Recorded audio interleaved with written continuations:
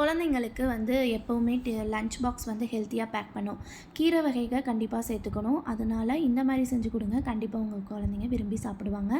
Lunch box வந்து எம்டியாகவே வீட்டுக்கு வரும். இன்றைக்கி நான் செய்ய போகிறது பாலக் பன்னீர். அதுக்கு முன்னாடி இந்த பாலக் பன்னீருக்கு வந்து பெனிஃபிட்ஸ் என்னென்னு பார்த்துடலாம். பாலக்கில் வந்து பசலைக்கீரைன்னு சொல்லுவோம் இல்லையா? ஸோ அதில் வந்து அயன் மட்டும் இல்லாமல் வைட்டமின் ஏ, சிகே எல்லாமே இருக்குது. அது மட்டும் இல்லாமல் இது ஃபோலிக் ஆசிட், ஃபைபர் கண்டென்ட் அதிகமாக உள்ளதுனால ப்ரோட்டீனும் இருக்கிறங்காட்டி உடம்புக்கு ரொம்பவே நல்லது. அதுவும் இல்லாமல் இதில் மெக்னீஷியம், பொட்டாசியம் அதிகமாக இருக்கிறதுனால இது சாப்பிட்றது ரொம்ப நல்லது. இந்த பசலைக்கீரை வச்சு என்னென்ன செய்யலான்னா, இந்த பொரியல் செய்யலாம், சூப்பு செய்யலாம், இல்லைன்னா தோசை, சாதம் இந்த மாதிரி கூட செஞ்சு கொடுக்கலாம். ஆனால் பசங்க அவ்வளோ சீக்கிரம் சாப்பிட மாட்டாங்க. பருப்பில் கடையிறது இதெல்லாம் அதிகமாக சாப்பிட மாட்டாங்க. ஸோ இந்த மாதிரி கொஞ்சம் ஃபேன்சியாக செஞ்சு கொடுக்கும்போது கண்டிப்பாக சாப்பிடுவாங்க. டேஸ்ட்டுமே ரொம்ப நல்லாயிருக்கும், ரொம்ப க்ரீமியாக இருக்கும், கன்சிஸ்டன்சி நல்லாயிருக்கும். பாலுக்கு மட்டும் ஹெல்ப் பண்ணுறதில்ல, இதில் நம்ம வந்து பன்னீரும் ஆட் பண்ணுறோம். அதுவுமே வந்து ப்ரோட்டீன், போல் ஹெல்த்து, அதுக்கப்புறமா வெயிட் லாஸ்க்கு உதவும். இதுலேயுமே நிறைய சத்துக்கள் நிறைஞ்சிருக்கு. ஸோ நமக்கு டயபெட்டிஸ் கண்ட்ரோல் பண்ணும். ஸோ அதுவுமே வந்து அளவுக்கு மீறி சாப்பிடக்கூடாது. சப்போஸ் நீங்கள் வந்து ஹார்ட் ப்ராப்ளம், கொலஸ்ட்ரால் இருக்கிறவங்கலாம் வந்து இந்த டோஃபு இருக்கு இல்லையா? ஸோ அது சாப்பிட்றது ரொம்ப நல்லது.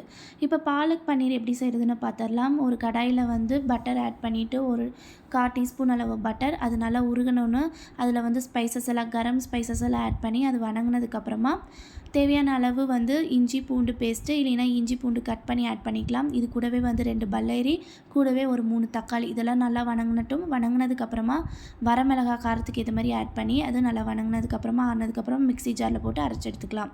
ஸோ மிக்ஸி ஜாரில் அரைக்கும் போது கூடவே வந்து கேஷ்யூ நட்ஸ் ஆட் பண்ணிக்கோங்க. நல்லா க்ரீமி டெக்ஸ்சர் கொடுக்கும். இல்லைன்னா ஃபுல் ஃப்ரெஷ் க்ரீம் கூட நம்ம கடைசியில் ஆட் பண்ணிக்கலாம்.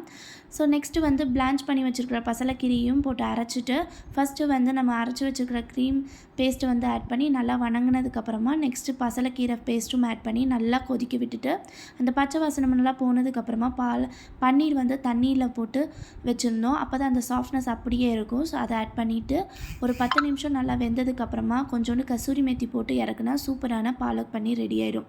ஸோ இன்றைக்கி டிஃபன் பார்த்திங்கன்னா பூரி கேட்டிருந்தான். ஸோ அதனால் பூரி செஞ்சு கொடுத்துட்டு எனக்கு வந்து சப்பாத்தி செஞ்சுட்டேன். இது டயட்டுக்கும் ஹெல்ப் ஆகும், குழந்தைங்களும் விரும்பி சாப்பிடுவாங்க. ஸோ என் பையன் எப்படி சாப்பிட்றான்னு இந்த வீடியோவில் நீங்களே கண் கூட பார்ப்பீங்க. ஸோ அவனுக்கு லஞ்ச் வந்து நான் சப்பாத்தி வைக்கலான் இருந்தேன். ஆனால் அவனுக்கு வந்து பூரியே வேணும்னு சொல்லியிருந்தாங்காட்டி பூரியே எக்ஸ்ட்ரா போட்டு கொடுத்துட்டேன். ஸோ பூரி வந்து அதிகமாக சேர்த்தக்கூடாது, இருந்தாலும் எப்போ வச்சு தான் நான் செய்வேன். ஸோ அதனால் பிரச்சனை இல்லை. ஸோ நம்ம கோதுமை மாவுமே டயட்டுக்கு ரொம்ப நல்லது. அதில் கிளைசமிக் இண்டெக்ஸ் கம்மியாக இருக்கிறாங்காட்டி அது சாப்பிட்றதுனால ஒரு பிரச்சனையும் இல்லை. ஸோ அதனால் நான் இன்றைக்கி சப்பாத்தி லஞ்ச் பாக்ஸுக்கு பூரியும் கூடவே பாலக் பன்னீர், ஸ்நாக்ஸ்க்கு வந்து ஆல்மண்ட்ஸ் வச்சுருந்தேன். இன்றைக்கி அவ்வளோதான் முடிஞ்சது. நாளைக்கு வீடியோவில் பார்க்கலாம்.